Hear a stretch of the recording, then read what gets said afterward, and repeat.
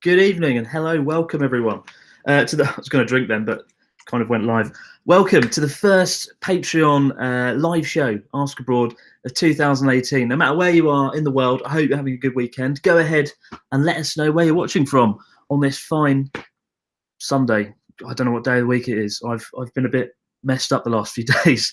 I'll talk about that in a minute. So yeah.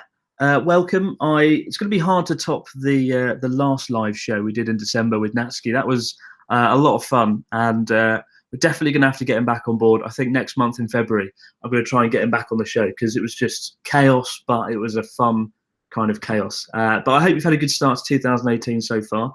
It's been a really weird week for me. Yesterday, about 3 or 4 days ago, I got an email from the biggest morning TV show in Japan called Mezamashi TV, Good Morning kind of TV, and I don't really watch it that much, but I know of it, of course. Like it's on the TV. If you switch on the TV at like 7 a.m., everyone's watching it in Japan. It's the biggest show, and they got in touch because they wanted to cover Japan vloggers, like people who are making videos in Japan in the wake of the whole Logan Paul thing, right?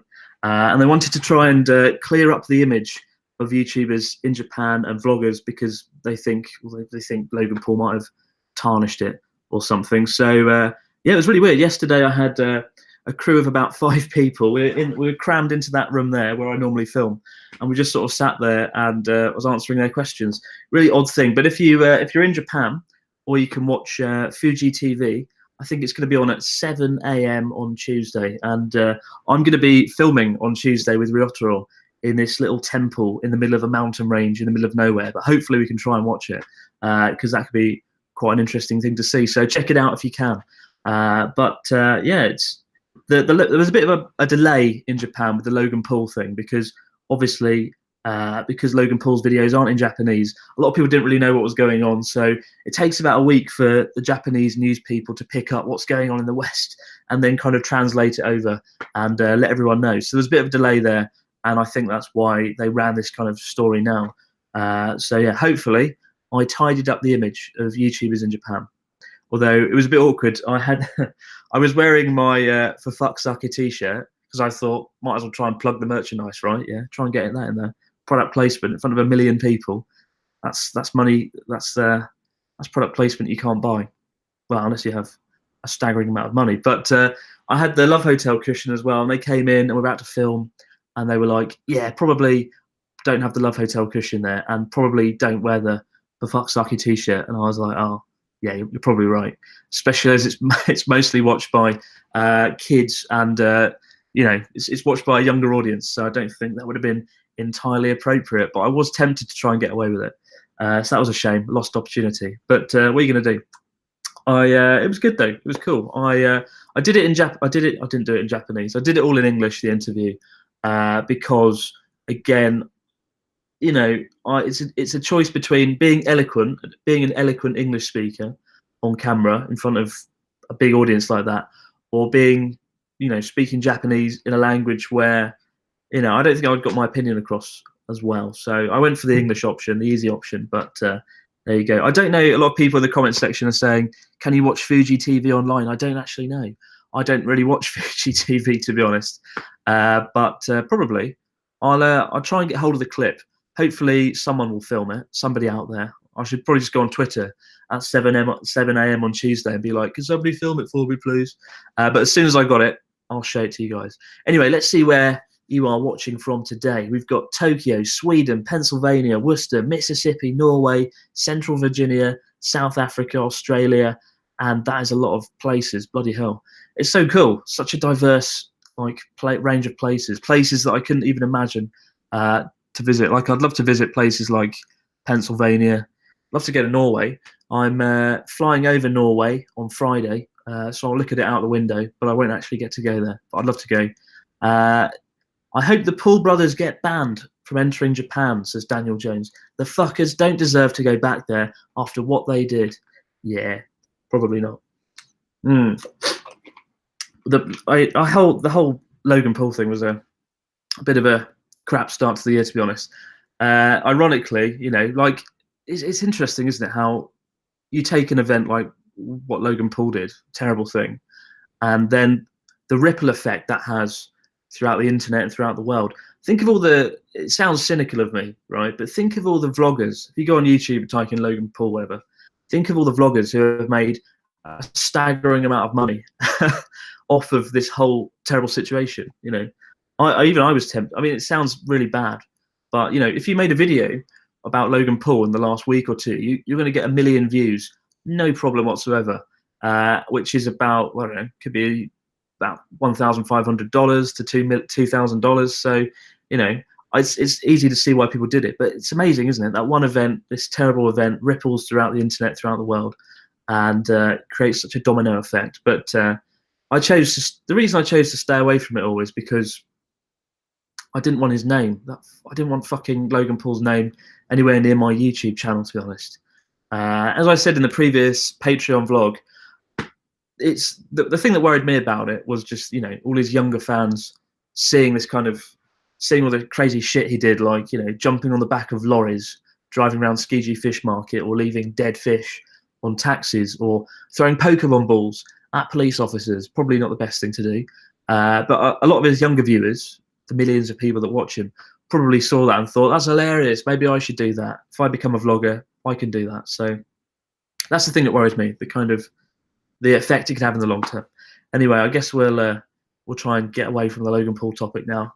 I naturally, given that it's been the topic of January, it felt like something that was worth covering. But for the next hour, I'll be answering your questions in the comment section and questions you guys have sent in, as well as talking about what's going on in January 2018 and going on in February 2018. But let's dive into the comment section. Don't you have a Like a Magic t-shirt? Yeah, I could have worn that. That would have been a lot smarter, wouldn't it? I don't know what t-shirt I wore in the end. I think I wore this jumper. Yeah, should have worn the Like a Magic t-shirt. Could have got away with that. Damn it. So, so now you're going to make family-friendly merchandise. Like a Magic t-shirt, family-friendly. Pennsylvania has snow, Chris. Stay away. Oh, fucking not snow. So tomorrow I'm going to this temple called Haguro Temple in Yamagata Prefecture. And it's a really sacred, awesome temple. I'm going with Ryotaro to do some filming. And it's like 3 meters under snow. It's going to be absolutely freezing as fuck. And the snow is going to be brutal, but I think it could look quite good on camera. So that's the only time snow's good, when you get to film it, because everything looks better with snow, to a certain degree anyway. Yeah. Oh, man. Is it then ethical? If you think what Logan Paul did is bad, is it then ethical to use it for views? Not if you're using the footage of the body in the forest. That's not ethical. That's horrible. Yeah, I think it was wise not to give the guy any more publicity, to be honest. I'm more surprised that YouTube itself weren't quick to act on what he did. Yeah, YouTube, it certainly ruined a lot of people's confidence in YouTube as a platform. I'm of the opinion that he should have been temporarily suspended, at least, you know, for like a month or something.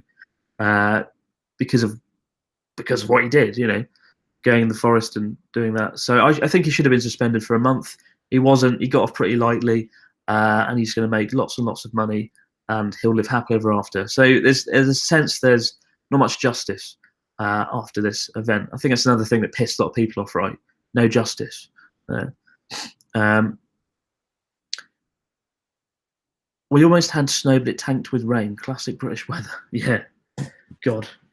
The weather in Sendai has been all right. Luckily, Sendai don't get a lot of snow here. That's why part of the reason I moved here, to be honest. So, interesting thing. So I mentioned I'm going to be flying over Norway on Friday. What's all that about? Well, I'm actually going home to the UK for 2 weeks for several reasons. First of all, I didn't go home to the UK for Christmas because we were filming so many things and finishing Natsuki the movie with Natsuki performing his song. So I couldn't go home until that was done. And but as well as going home, you know, just to see family and whatnot, I'm also going to talk to the guy who's overseeing the podcast. So I've actually got a really good podcast company on board that's going to manage and oversee everything. So basically, every week I'll host the show for an hour with my co-presenter, who's an actual real radio DJ. He's a professional radio DJ on one of London's biggest radio shows, and he's a certified Japanophile. He knows more about what's going on in Japan than I do. He's always up to speed on the news. and he also hosts one of the biggest podcasts in the UK. So he's the perfect co-presenter. I couldn't have imagined a better co-presenter. I couldn't have imagined this happening. So it's very exciting. I'm going to go and meet him in London. We're going to go and talk it through and film a kind of a pilot in about 2 weeks, and then hopefully we'll have the podcast going every week. And because I'm not editing the podcast, thank God, it means that it actually will be weekly. It means I can stay focused on making the videos, right, whilst the podcast is being edited by someone else. So I'm just hosting it, promoting it. It'll be called like the Abroad in Japan podcast. And we're going to be talking about contemporary issues, things that are going on, right? Things that you guys want us to talk about. So yeah, that's another reason I'm going home. Really looking forward to going back to the UK. It's the first time since June last year, actually. So it's always good to go home. People often ask me, do I miss the UK? And I do miss it. If I haven't gone home in about 9 months, then I start to really miss it, and I feel like I need to go back. There's a sort of a mild anxiety I get that I have to go back and see friends and family or whatnot these days. So yeah, it's always good to go home. So I'm really looking forward to that. Yeah, so that's what's happening with the podcast, and I'll be giving you more details about that later. But it's going to happen, and it's going to be fucking good, because I'm going to make sure it's like the #1 Japan podcast there is. So yeah, open to ideas though. If you've got any ideas on how it can be good, let me know. Especially as I don't even listen to any podcasts. So on the 12-hour flight back to the UK, I'm going to download like 50 podcasts and just listen to them, and try and learn how to do a podcast. But this is good preparation. Doing these Patreon live shows has actually been really good preparation, because talking for an hour is difficult, especially when you're on your own, right? Got you guys in the comment section now who I'm talking with and whatnot, but it's really difficult. And try and do it. Try and speak alone in a room for an hour and see what it's like, because it's bloody weird. But it's really good practice for the podcast, and at least I'll have someone to bounce ideas off of and actually talk to. So should be really good. Yeah, looking forward to that. Do you notice the different accents more being away from home? I do, actually. I notice British accents a lot more now, and I appreciate them a lot more as well. I appreciate the diversity. And I think the northern accent sounds a lot nicer than I did before. I'm a bit of an accent snob. Given I'm from the south of the UK, I always think British accent, like, this is what I think a British accent is like. So I don't know. But northern accents are lovely. I like them now. Concerning Norway, if you ever seen the majestic photo, search Gudvangen Gives. It is not correctly attributed. Check out Olvik if you ever go. Some travel advice for going to Norway there. I'll bear that in mind. Gudvangen. Norwegian words are very difficult to pronounce, aren't they? But lovely country. Always wanted to go. Right. So, what else we got on the news? News. I like to do a show and tell moment on these live shows. I want to show you guys something that's actually a real thing, tangible thing. This is something I've been doing recently, and it's keeping a journal. I recommend keeping a journal. If you're somebody who's got like goals and wants to do something, I recommend keeping a journal. This is the Daily Stoic Journal. I'm an atheist. I don't have any real religious beliefs. And if you are an atheist, the trouble is sometimes you feel like you have nothing to cling on to in terms of a belief or a philosophy or a structure. So I practice Stoicism, which is an ancient Greek ancient Greek philosophy. I'm not going to go into details on that. It'll bore you all unless you're actually really interested in it. But every morning and every evening I write in this. And it has a little prompt at the top, such as, what bad habit did I curb today? What bad habit did I curb today? And I've got to try and think about what bad habit I curbed today and how I improved myself in some way. I guess the bad habit I curbed today was, oh shit, I swore. I was going to say I didn't swear, but I've just ruined that one. I guess I didn't procrastinate. Today. Today was a productive day. And then the next one, this is tomorrow, which of my possessions owns me? It's an interesting one, isn't it? Which of my possessions owns me? Like, one of the key beliefs in Stoicism is not to cling to possessions. Don't become consumed with possessions. So what possession owns you? Let us know in the comments section. I think the possession that owns me is my mobile phone. like a lot of people, right? Smartphone, glued to the smartphone day in, day out, trapped in social networking, Twitter, Facebook. I think most people agree the cell phone, the smartphone, the key to the modern living is also the thing that ruins things a little bit. I'm always buried in my phone. It sucks. Right. So I'm going to be answering your questions now, guys. So if you've got any questions, shoot away. And also, I will be answering your questions that you sent in before the show. So let's dive in. What did you study in college or university? Says Hayden. Oh, and also, I asked you guys what your New Year's resolutions were. So as I'm reading out the questions, I'll be reading out the New Year's resolutions that you sent in as well. So Hayden says, what did you study in college? And his New Year's resolution is to... Actually, I'll leave this New Year's resolution till after. At university, I studied business and English linguistics. Bit of a weird one. I think it was tailored towards marketing and advertising, the degree. But originally, I wanted to study film and media. But at the last minute, about a month before I was about to enroll in university, I gave up because I thought it was too risky. Basically, I didn't believe in being a filmmaker. I didn't think it would come true. Because a lot of people say they want to be a filmmaker, right? But it's quite a vague goal and it's a really difficult thing. And I didn't believe that it was going to happen. So I switched my degree to something else that I thought would actually be more vague and applicable to different things. So I switched to business and English linguistics and it was all right. The linguistics aspect of the course were boring. Actually, that's not true. Some of it was, but it was an all right degree all in all. But hey, given what I've just said about giving up film, Hayden says, his New Year's resolution is to start studying film and photography at college. So having listened to what I just said, ignore that. Like if you're really passionate about film photography, definitely do it. Like it would be a lot of fun. I would love to do film photography at uni now. I often think about actually going back to university and doing something now that I'm at the point where I actually like learning things. Like when I went to university, I didn't really actually want to learn anything. Like you go into university these days just for the sake of it, right? For the hell of it. You go to college because it's kind of just expected of you. But now I actually want to go because I really want to learn something. So yeah, but good luck with that. Good luck with studying film and photography, Hayden.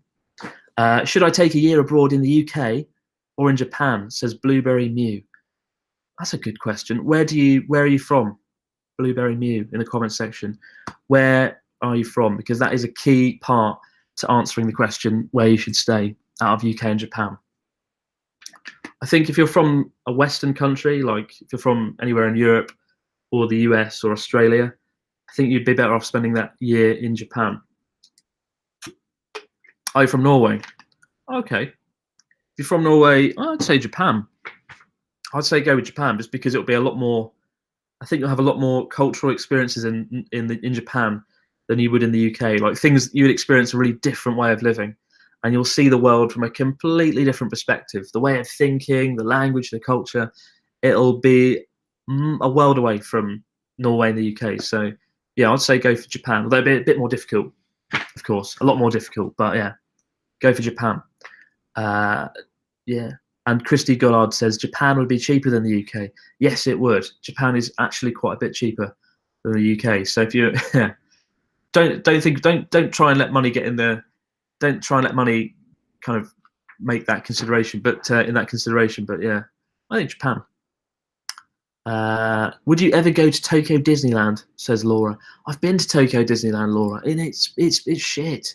Like fair play. It's a nice theme park, good rides generally, but it's insanely crowded. Like Japanese theme parks, particularly Disneyland, is ridiculously crowded. They're like the most crowded theme park I've ever been to.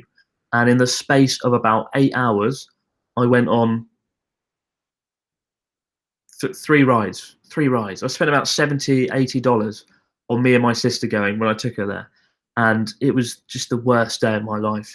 I've never seen so many people. I've never queued for so long. I've never felt so underwhelmed. So yeah, I'd avoid Disneyland Japan. If you've got a Disneyland nearer to you, like in Europe or America, go there instead. That's my advice. Yeah. How many pairs of the For Fuck's Sake t-shirt do you actually own? Says Taylor. How many pairs of the I own? Two pairs.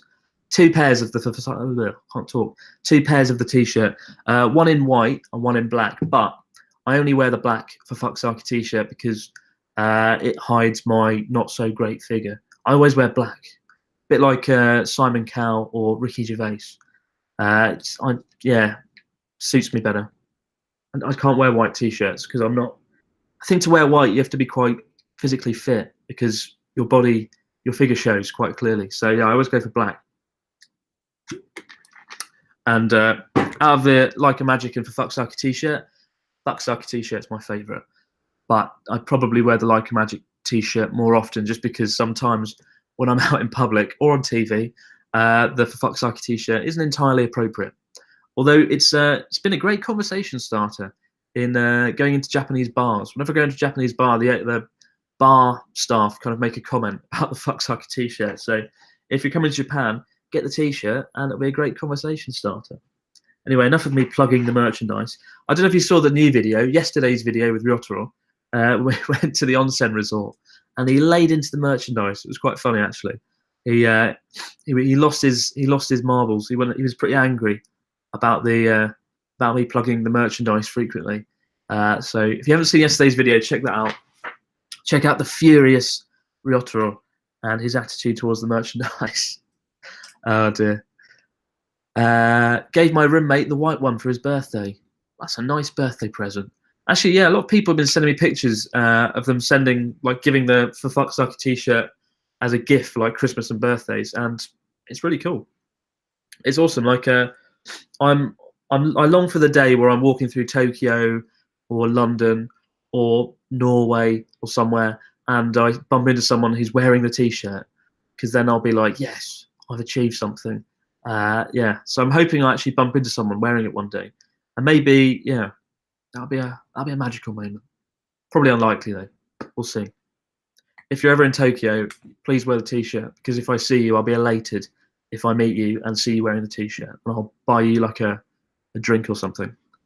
I'll probably just set myself up there, haven't I? No, all right, I'll buy you a drink. If I meet you in Tokyo, if I bump into you in Tokyo, any of you in Tokyo, and you're wearing the t-shirt, I'll buy you a drink. It might not be a very good drink. I'm not going to specify what the drink is, but I will buy you a drink. Might be a little can of coffee, might be a beer. Depends on where we bump into each other. But bear that in mind. And yeah, that's for Patreon people only though, because that could get out of hand quite quickly if it's everyone. So yeah. Oh dear. Craig says, I went to Fuji Q and spent 2 hours queuing to get on the Haunted Hospital ride. Worth it though. Yes, I went there last year, Craig, and it was amazing. Right, best theme park in Japan ever. It's called Fuji Q. It's a theme park overlooking Mount Fuji, and it hasn't got a theme to it. It's not like Disneyland where there's lots of characters and it's like nicely made into little streets and things. It's just really hardcore rides in a park with a great view of Mount Fuji on a not cloudy day. But there's a hospital, a haunted hospital, and you go in. You have to queue for like an hour first because it's really popular.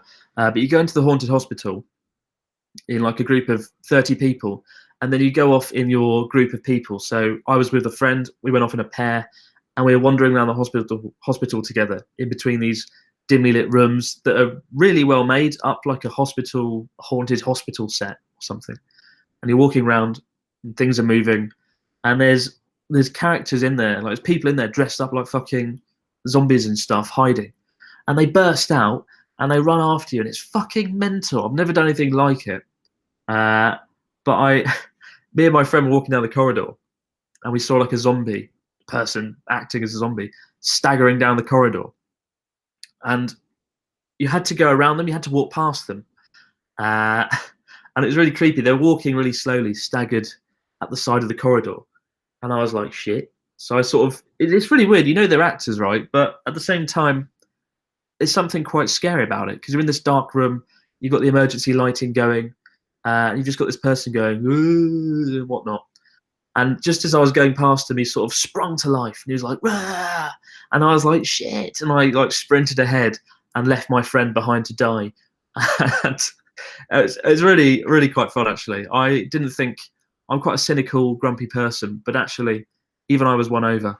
Even though it was like 20, maybe 20 actors, dressed up as zombies in this haunted hospital. It worked really well. So if you go to Japan, if you come to Japan, you've got one theme park to go to. I highly recommend Fuji-Q. You can get there from like an hour-long bus ride from Tokyo Station or anywhere in Tokyo, but it's really, really good. And the haunted hospital is awesome. But they've got some really fantastic rides and much better than Disneyland, in my opinion, unless you're going with younger kids, in which case, go to Disneyland. Everybody loves Mickey Mouse and all that. So, all right, into the comment section. Does this mean I need to wear a Like a Magic t-shirt the entire time I'm in Tokyo, just in case I bump into you? Yes, it does. It would be a terrible shame if you were in Tokyo for 1 week and you were not wearing the Like a Magic t-shirt the whole time and I bumped into you. Say you were wearing it for half the holiday and then I bumped into you for the half of the holiday where you're not wearing the t-shirt. It would be, well, you just feel awful. So, because then you wouldn't get the free drink and I'd be disappointed. So, yeah, if you come to Japan, you've got to wear the Like a Magic merchandise, any of the Abroad Japan merchandise the whole time that you're here if you want to get that free drink. Tough rules in this competition that I've just made up in the last 10 minutes. So let's dive into some more questions. Do you get your hair cut at Natsuki's hair salon? If so, how often? Says Daniel. And Daniel's New Year's resolution is to not take more than 1 month to write 2018 on paperwork instead of 2017. It's a pretty good New Year's resolution. It takes me about 9 months to know what year it is. Like I still think it's like 2016 in my head. I don't know why. So I was like writing some visa documents the other day and I wrote like 2017. Idiot, I got it wrong. So that's good New Year's resolution. I get my hair cut at Natsuki's salon maybe every 3 months or so. In fact, I need it now. I really need a haircut now. It looks like crap. But because I'm not seeing Natsuki before I go back to the UK, I'm going to get one in London when I go back on Friday. That's the first thing I'm going to do is get a haircut when I get back to the UK. That and eat fish and chips, because that's what British people have to do when they return to the UK. Fish and chips and a haircut. But yeah, it looks horrible, doesn't it? Have you ever been in the Universal Studios in Japan? Says Shiva. Yes, I've been to Universal Studios in Japan twice, I think. Really, really good, actually. The standout feature of Universal Studios Japan is they built like a fucking real scale Hogwarts there. And growing up, I watched Harry Potter because I was the same age as Harry Potter growing up, from 11 to 18, the same age as like Daniel Radcliffe. So Harry Potter was a big part of my life. You wouldn't think it now, given how grumpy and cynical I am. But yeah, I like Harry Potter. So when I saw Hogwarts at Universal Studios Osaka, I fucking flipped. It was, and they've not just built Hogwarts, they've also built the village next to Hogwarts in the books, Hogsmeade. They got like a fucking full-scale train there. They've got all these characters like Hagrid bumbling around. They sell butterbeer, which I always wanted to try from the books, which is basically just not root beer. It's a bit like root beer or something, butterbeer, whatever. The drink of Harry Potter. But it was really impressive, and as crowded as it is, and as crowded as it was actually really awesome. And yeah, Harry Potter World is amazing. It's like the best thing about Universal Studios Japan, and actually USJ, Universal Studios Japan, is probably my second favorite theme park. So highly recommend that. I went to the Universal Osaka just for Harry Potter, says Nick, and I almost cried when I first saw the castle. Me too, Nick. Me too. I shed tears of joy. It's a really impressive castle, actually. I'm going to stop going on about the Hogwarts castle now, but it's good. The fact that I've talked about it for the last 90 seconds should tell you how good it is. So yeah, go to Universal Studios and be in Harry Potter, and stand at the train station with the train. It's amazing. All right, more questions. Why are you not collaborating anymore with people like in videos a few years ago? Says Bogdan. And Bogdan's New Year's resolution is to get a six-pack. Great New Year's resolution, Bogdan. Why am I not collaborating with people anymore from a few years ago? I didn't know I collaborated with anyone. Did I collaborate? I suppose that's not fair. I did collaborate kind of with Charla in Japan and Rachel and Jun to some extent. And I obviously I had Regan the vegan, if you guys remember him. Regan the vegan, but he moved back to Australia, so Traitor, he left, so I couldn't collaborate with him anymore. I guess I don't really feel the need to collaborate with anyone. You know, I think I haven't actually spoken to Rachel and Jun in a while. I hope they're all right. I think they're all right. Jun's kitchen channel is doing insanely well, and quite rightly so. That is an amazing channel. Like, Jun's kitchen is the place to be. Like, the stuff he comes up with are beautiful. But really, you know, I guess Adam's pointed out I did a collaboration with Simon and Martina, although I think all of us would rather forget that collaboration, including Simon and Martina.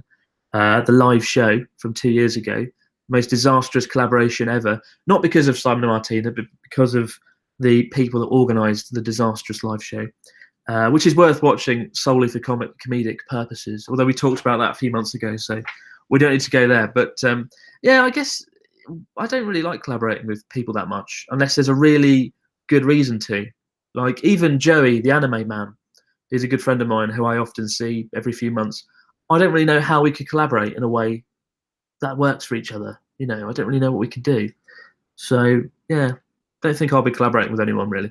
Although I did have a kind of a collaboration with Chris Okino coming out when we went to Hokkaido a few months ago, as has been pointed out by your Tanon in the comment section. So yeah, that's coming out, but don't really feel the need for it really. Don't really feel the need for it. And of course, Charla's going to Korea now, so that's a shame.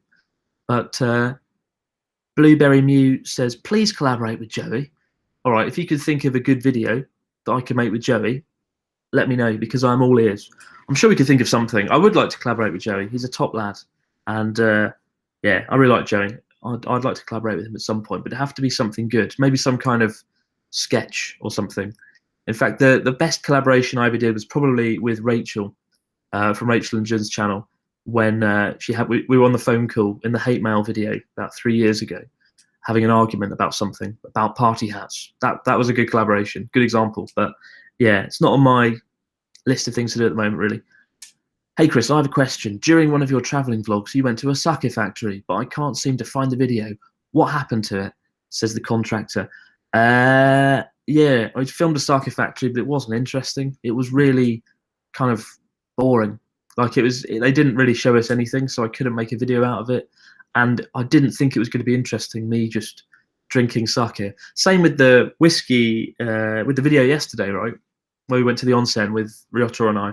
We went to a really awesome whiskey factory and tried some whiskey, but there's only so much. You can only make it so interesting, right? When you're just drinking alcohol on camera. Like, I don't want to just put the camera there and have me drinking alcohol for half an hour. That's why the live show with Simon and Martina was so shit after all. But yeah, so won't be doing a sake factory, I don't think, in any time soon. Right, let's dive into some more questions. What was Natsuki doing the night he met you? The night Natsuki met me, I think he was just drinking with friends. I don't know what he was doing. He seemed pretty sober though, so he can't have been drinking that much. When Natsuki's sober on a night out, you know something's wrong, because usually top of his list of things to do is get drunk and smoke a ridiculous amount, which is part of the reason filming Natsuki the movie has taken so long. What are your what if war broke out? Crikey, this is a hardcore question. If war broke out between US and North Korea, would you leave Japan? Says Christy. Would I leave Japan if war broke out? Probably not, because the plane would have to fly kind of over North Korea to go home anyway, which probably wouldn't go down too well. But no, I wouldn't. I'd sit here and film it, I guess. I mean, I kind of exploited North Korea before, didn't I? So I'm sure I could film a war, but I could be like an on-the-ground reporter with behind the scenes what's going on in the war. It's quite a sad, disturbing thought though, so we won't go down that road. We won't go down that road. But yeah, I think I'd stay, unless it got nuclear, and then I'd run. But yeah, you know, Joey does. Oh God, will there be will there be more Tohoku 365 videos? Says Danielle. I really enjoyed the first few. Yeah, maybe there will be more Tohoku 365 videos. The trouble with Tohoku 365 was I won the competition, right, to go around all 6 prefectures and make videos and write articles. And they wanted me to write like 2 articles every day. And on top of writing articles and filming, by the time we reached Akita Prefecture, the 4th prefecture, I went out and I just wasn't filming things. So we have the first 3 videos with like Miyagi and Iwate and Aomori. And I really like them. They're great. They're great videos, awesome food. But by the time Akita came around, I was pretty messed up because I was writing every day. I was filming every day. So I just haven't got around to editing them really because they're not that good videos. Not a good video. I can't speak today. They're not that great. So there may be Tohoku 365 videos, but it's not my priority at the moment, unfortunately. And I would have to go back to Akita, Yamagata, and Fukushima and refilm a lot of stuff. So that's kind of why I've held back on the Tohoku 365 stuff, unfortunately.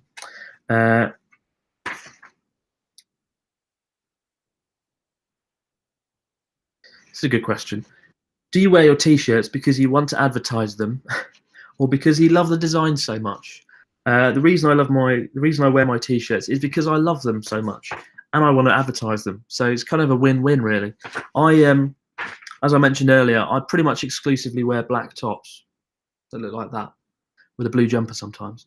And given that all my t-shirts, the Like a Magic one and the For Fuck's Sake t-shirt, are black with nice logos on and stuff, that's why I wear them.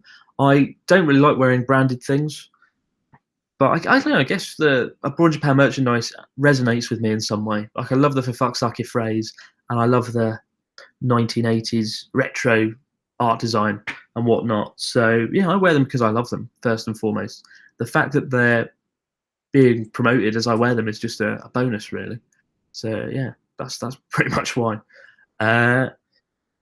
Any advice on vlogging or doing video editing, says David, whose resolution is to start his own business or to be more self-employed. Any advice on vlogging? I would say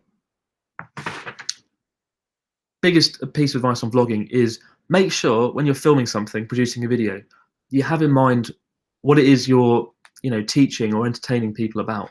Whenever someone watches one of your videos, you want them to take something away from it, right? You want them to be entertained and educated, preferably both. So try and always put that at the top of your priority when you're making a video. But if you want to be a vlogger, you need to think about what are you giving the viewer, what are you teaching them, what are they going to walk away from the video with, like what are they going to learn? So yeah, and yeah.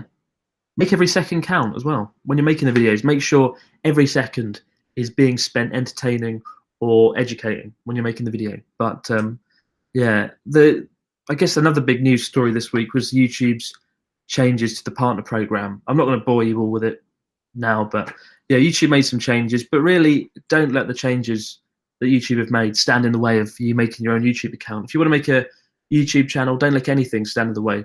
But one of the things people complained about with the YouTube partner changes is that there's a slightly higher threshold now to get your money or whatnot. But really, I didn't make any money from YouTube for the first 2 years that I was doing it, like barely anything. I think I could probably like $50 or something before. I think after 2 years, I'd made about $100 on YouTube. But the reason I did YouTube wasn't because of money, and I never actually expected to make a living out of this by doing what I do now. But I just enjoyed making the videos. I enjoyed making things that I thought were funny and showing you guys Japan and showing people Japan. So when you do YouTube, just have in mind something that you're passionate about, something you love, a story you want to tell, something you want to show. Have that as your guiding star, and that will keep you in good stead. And I've just plagiarized my own TEDx talk to answer that question. If you see my TEDx talk, that's basically what I just talked about. Yeah. I have a question, Chris, says Daniel Jones. How do you plan a trip to Japan? What advice can you give to a complete novice? It depends on the length of your stay, to be honest, Dan. if I have friends coming to Japan for the first time, I have a set kind of trip itinerary. So we start with Tokyo, and then we will go to like Kyoto, then we'll go to like Hiroshima, then probably Osaka, and then back to Tokyo. So kind of 4 or 5 key locations there. But it really depends on how long you're coming. If you're coming for more than 2 weeks, then I recommend Tohoku as well. Just because it's nice to get out of the city, right? But to come to Japan and not see Kyoto or Tokyo, would be a sin. So they have to always be on your itinerary if it's your first time coming to Japan. And actually, that was a question somebody asked here. What's the best place to visit in Japan, specifically late winter to early spring, says Zach. And Zach's New Year's resolution is to save $30,000 to visit for 3 months in 2019. If you're visiting for 3 months, Zach, you can do anything. You can go fucking from top to bottom across Japan. You can start in Hokkaido and literally go to every single prefecture. I wouldn't recommend doing that. Most prefectures are a bit, well, they're like all prefectures in Japan start to look the same after a while. But yeah, $30,000 for 3 months though. I think if I was going to come to Japan for that long, I'd try and make some kind of business out of it, or to undertake some kind of project like making videos or taking pictures. But yeah, best place to visit from late winter to early spring, probably the south, like south of Tokyo, east of Tokyo, so Kyoto, Osaka, Hiroshima, because the temperature there is a lot warmer than up here in the north, where it's bloody freezing all the way around till kind of early April. So yeah, and the cherry will have blossomed. The cherry blossom season commences in the south of Japan, in the east of Japan, about a month before it happens up here. So if you go down there, you can see cherry blossoms and whatnot, which people like, and it's I guess it's one of the reasons to avoid Japan actually in April, because it's a bit busy because of it.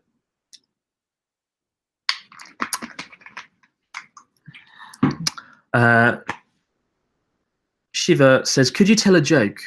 A bad one, please. Could I tell a joke? Who's the most powerful cat in all of China?" Chairman Meow. Yeah, it was pretty bad, wasn't it? The fact that it just completely silent after that, it just made the joke feel all the more shit, really. That's the worst joke I know. Chairman Meow, the most powerful cat in all of China. I didn't like Osaka, to be honest, says Nick. I didn't know what to do there besides eating. I wish I made more time for Kyoto instead. Yeah, with Osaka, the reason I like Osaka is just because it's a really great place to meet people.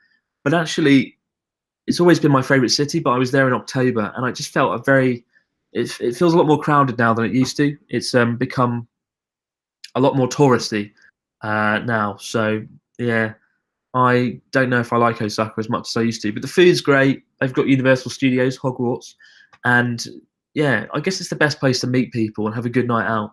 That's what I think of when I think of Osaka, nightlife. So if you're into your nightlife, I don't think Osaka can be beat, really.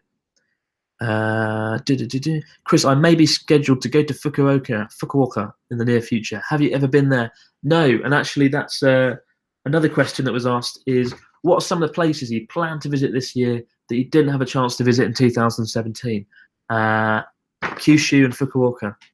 I've always wanted to go to Fukuoka. It's supposed to be the cool, hip city, and yeah, I'd love to go down there and check out Kyushu. And my good friend Dogen, the YouTube guy Dogen, he's actually based in Beppu in Kyushu, the hot spring town. So if I did go down there, I could probably collaborate with him as well. So that's a good incentive to go. But in fact, Kyushu is I think it's probably the last place in Japan that I've yet to experience or discover. I've actually been everywhere now, apart from Kyushu. So this year, it'd be nice to tick that off the list. And then I've gone everywhere and done everything. So yeah, Kyushu. Feel free to ask more questions, guys. Shoot away with your questions. I've got to get up. I'm not going to lie. About 4 or 5 hours ago, I took a painkiller. I've got a bit of a headache today for whatever reason. And afterwards, I suddenly felt very tired and I sort of just collapsed and fell asleep. And I realised soon after that it was a drowsy fucking tablet. and I was like, why am I knocked out? What happened? Was the tablet? So that was a pretty stupid mistake. So I'm amazed I'm alive now. Before this live show, I literally downed like 2 or 3 coffees, and I'm alive. I'm back from the dead. The reason I have a headache though is because I've just been editing a ridiculous amount the last week. What with Natsuki the movie? As I said before, we finished filming Natsuki the movie the other day, and Natsuki's got this great music video. At the end of Natsuki the movie, there's a music video. He performs his song, and I was editing that like a crazy motherfucker, and it's actually changed my entire body clock because I've been editing all the way round till 4 a.m. every night. So I've been going to bed at like 4:30 a.m. and getting up at midday, and yeah, so I feel a bit messed up at the moment. Thing is with editing, it takes a lot of concentration. So when you start editing something, you're editing, and then you look up at the clock, and it's like one o'clock in the afternoon, and you look down again for a little bit. You do some editing, and you look up, and it's about 4 p.m. in the afternoon, and 3 hours have gone in an instant. So if you want time to go very fast, learn how to edit, become an editor, because the sheer concentration it requires makes time fly like a bastard. And it's the most depressing thing about editing. A day can feel a lot shorter. So yeah, so I'm pretty messed up at the moment because of that. But yeah, we've got another video coming out next week about the Tohoku coastline. I made my first foray into a documentary, I suppose, a mini documentary. And I just went to the coastline along Miyagi, and I filmed people who had been affected by the earthquake and by the tsunami, people that had lost their lives and whatnot, and tried to focus on the positive aspects, on the good things that have come from the terrible disaster, the earthquake, the tsunami in March 2011. And yeah, it's a more serious thing than I've ever made before.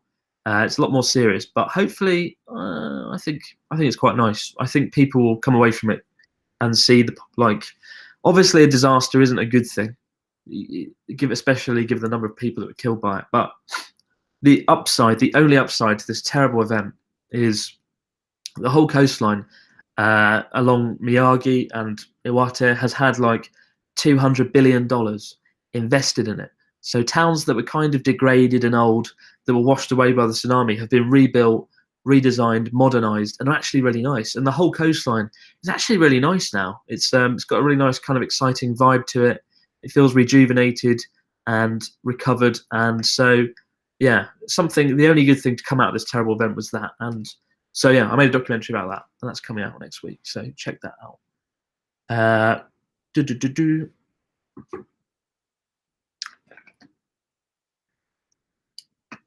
For whatever reason, my mouth is really dry.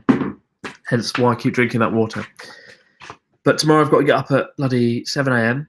Whenever I'm filming with Ryotaro, I have to get up really early because we have to drive to wherever the hell we're going. And we've decided to film this temple in Yamagata. And it's about 3 hours away. And we've got to drive through a blizzard to get to it. So, yeah, I've got to get up at 7 a.m. And I don't know how that's going to happen, given that I've been going to bed at 4 a.m. every night. So after this live show, I've got to try and force myself to go to sleep. So that'll be a nice little challenge. Hey, Chris, I'm planning to go to the US from Singapore, and the plane stops in Japan en route to the US. Should I stay in Japan for 2 days? Says Jerry. Yeah, you should, Jerry. Even if it's 2 days, that'd be awesome. Yeah, why not? You could have a good 2 days in Tokyo and then go on to the US and continue your amazing trip. So yeah, definitely. If you've got the chance to stay in Japan for like 2 or 3 days, definitely do it. You'll love it. What are the best? Oh, I've got that. Oh God, I feel a bit disorientated. Bloody sleeping tablets, bloody painkillers. I hate them. So yeah, next month I think we'll try and get Natsuki on this show again. I really enjoyed that. Or even Ryotaro. We'll see. I think Natsuki, well, we'll see what happens. It'd be great to get Natsuki back. I really enjoyed last month's show. It was so much fun. You know, he is really crazy and eccentric. And I hope you guys enjoyed it as well. Whoa. Are you an avid anime watcher? What's your favorite anime? Says Betu. My favorite anime is, if it's a TV series, GTO, Great Teacher Onizuka, which is about a Yakuza guy who becomes a teacher, basically. What could possibly go wrong? Everything goes wrong. And it's just really, it's hilarious. Basically, he's this Yakuza guy, and the students hate him, but he gradually wins them over. He's a real idiot as well. He's a really bumbling idiot. But somehow, in each episode, they manage to fit in some kind of morality, some kind of ethical morality tale.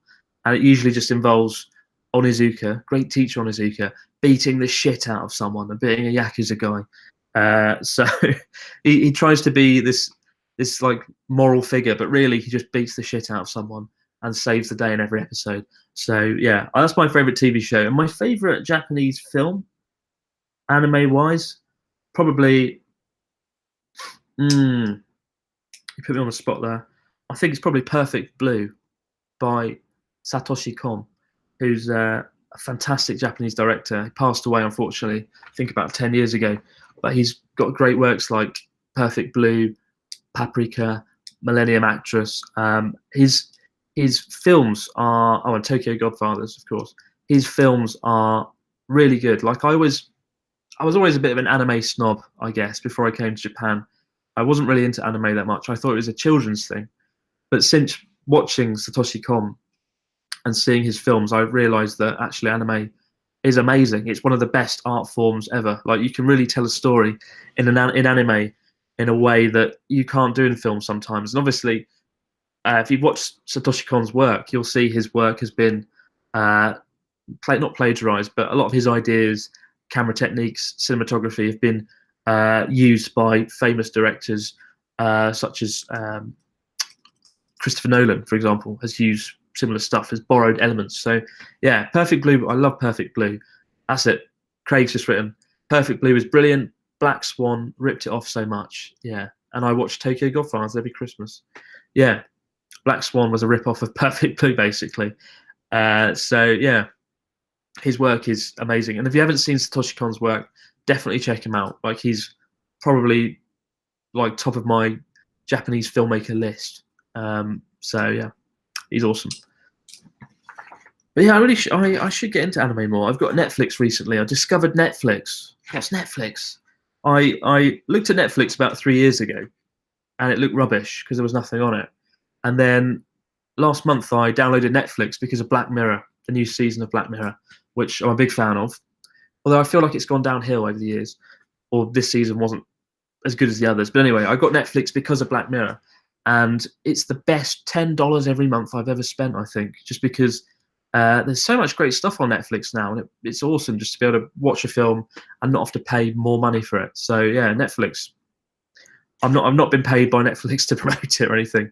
It's just that good. Like I really like it, and there's some great anime on there, some animes there. So I might exploit my newfound Netflix account to watch lots of anime stuff there as well. And I watched Peaky Blinders. That's what I've been binge watching Peaky Blinders recently, in between editing, which I highly recommend. Peaky Blinders, really awesome stuff. Eli Jones says, loved USS Callister.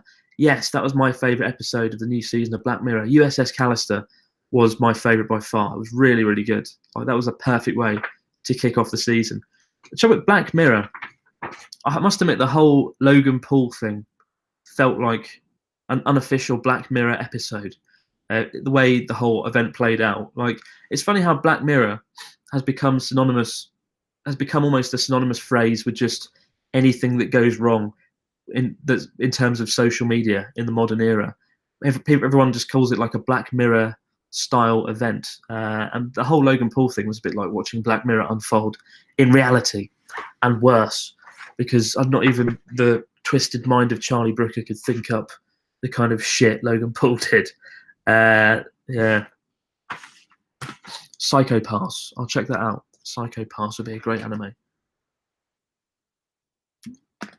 Oh man. I feel free to shoot some questions. We've got I'm going to end the live show in about 3 or 4 minutes, guys. So shoot ahead. In terms of what we got coming up in the next few weeks, so we got the documentary I just discussed, and the only other project on my mind right now is, of course, Natsuki the movie, and I'm still editing that, and I'm really looking forward to getting it done. Though I don't know if it'll be out on Friday the 26th. In fact, we had a problem about 2 weeks ago. Natsuki was supposed to record his song, and then Sakata, the town where he lives, had the biggest snowfall in about 10 years, and Natsuki couldn't get to his car, and he couldn't record the song, and he couldn't record the song until about 10 days later, which meant I got the song 10 days late, which meant I was late editing basically. And so, yeah, I'm a bit worried about the release date being on Friday now. So I don't know if we're going to hit that, but I'm going to talk about that in the next Patreon vlog, which will be out on Tuesday, and talk about what's going on there.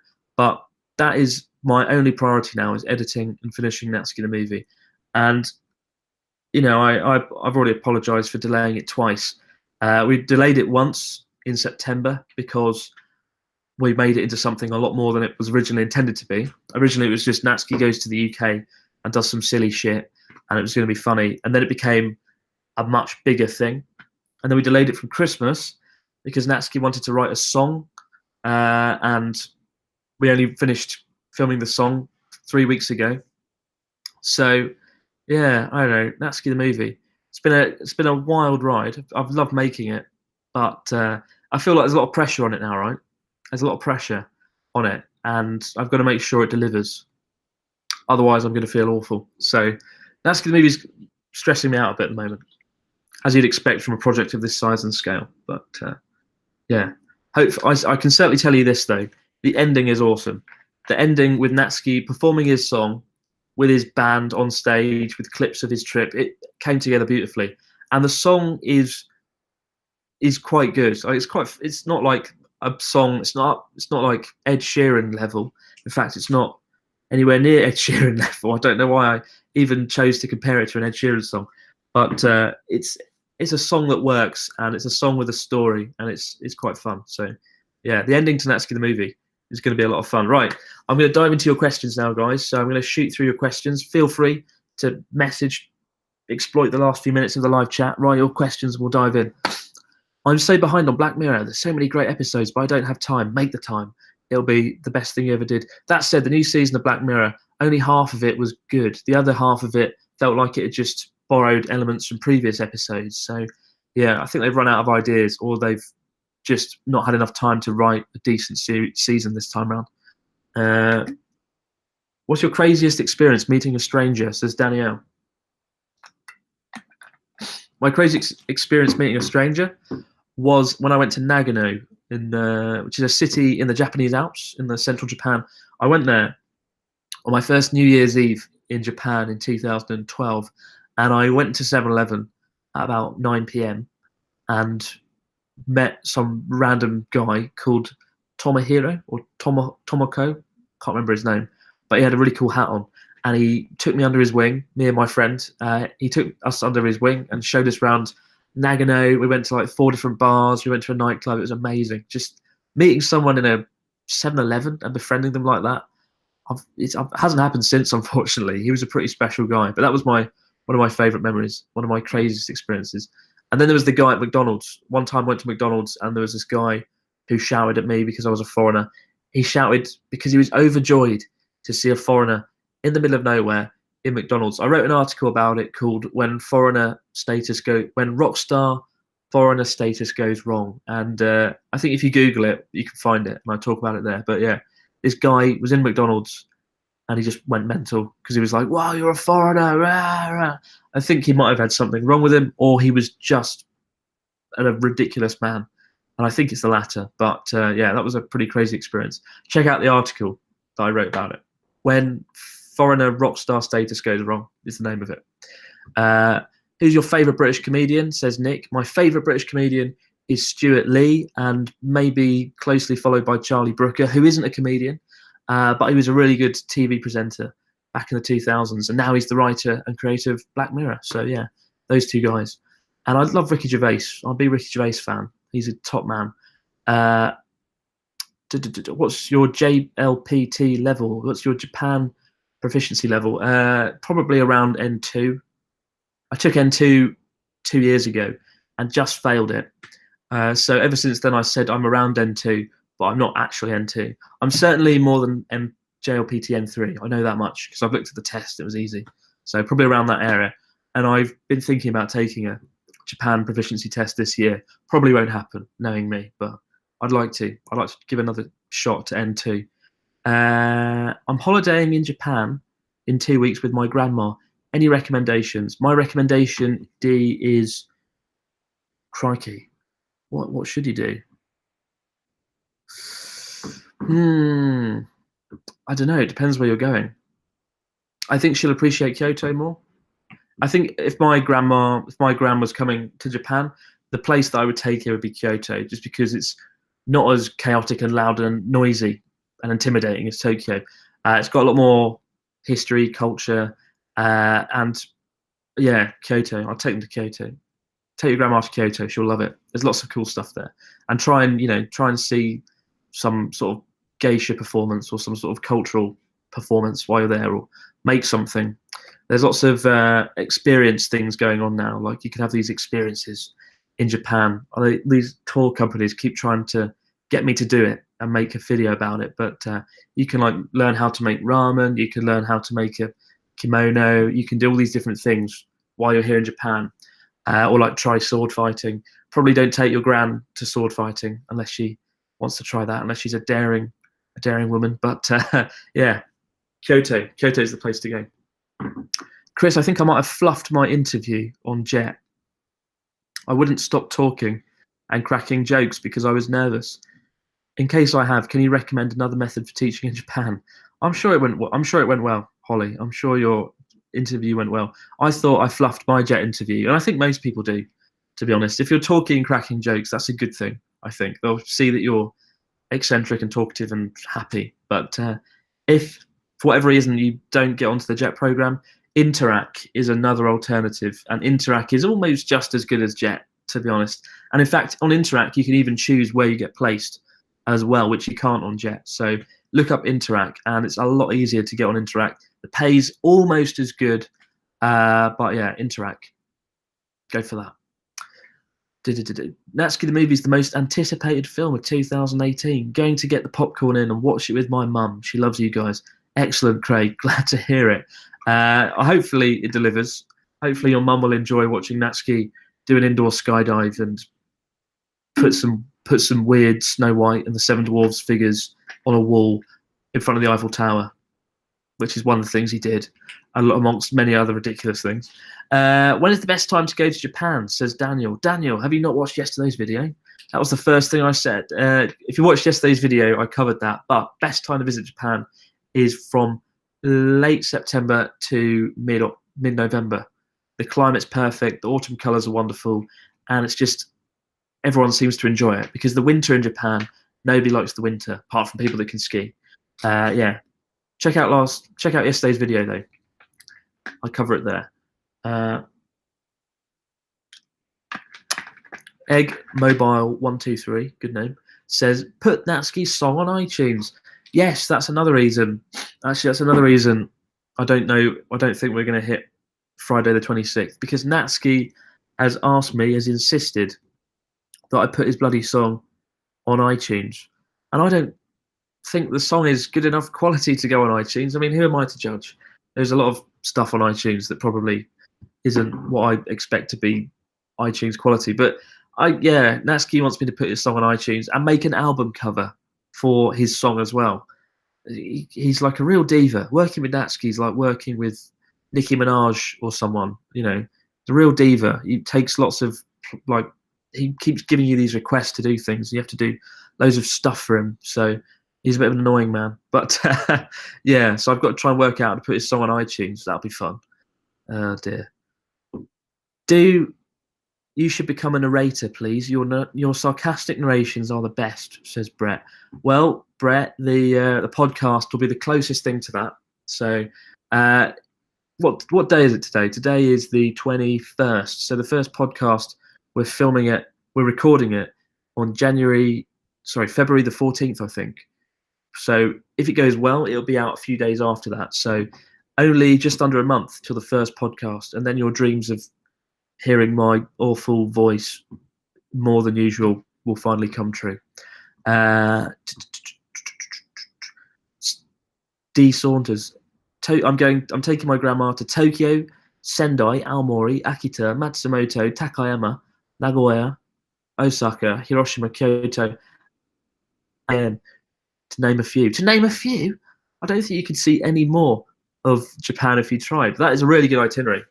Actually, that's a really solid itinerary, and it's good to see you've put Matsumoto and Takayama in there, because I went there in October. I took a friend there, and they're amazing places, particularly Takayama, really beautiful place. So that is a really solid itinerary. So nice one. And I think your grandma's going to have a really good time. I was going to say a fucking good time there. I'm sure she'll have a lovely time, and you'll have a lovely time on your trip. I went to the Maiko Theatre in Kyoto, says Craig. It was an amazing experience. Got a selfie with a Maiko as well. Can't beat it. No, you can't beat it unless you get a selfie with Ken Watanabe. That's the only way you could beat it. I don't think I've ever met a Maiko properly, especially not in Kyoto. It can be a quite difficult thing to do. Certainly not cheap as well. Good luck, Holly. Yes, good luck though, Holly, to getting on that Jet interview. I think there's a few people here.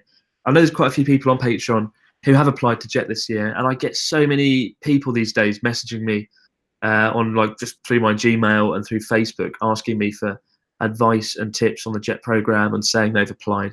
It's really good to know people want to still do it after all these years. Like, the Jet program is amazing. If you get on it, awesome. You'll have the time of your life. If you don't worry. Interac is almost just as good. So, and I think if you don't get on Jet, you'll probably get on Interac. I think. I'm fairly certain you do. I don't know anyone who has failed Jet and then not gone to Interac. Everyone I know who did Interac didn't get on Jet. So, yeah.